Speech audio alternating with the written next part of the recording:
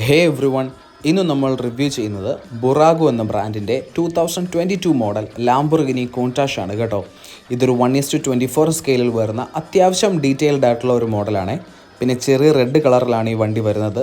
അതേപോലെ തന്നെ വണ്ടി വെക്കുവാനായിട്ട് ഒരു പ്ലാസ്റ്റിക് ഡിസ്പ്ലേ ബേസ് ഒക്കെ ഇതിൻ്റെ കൂടെ കിട്ടുന്നുണ്ട്.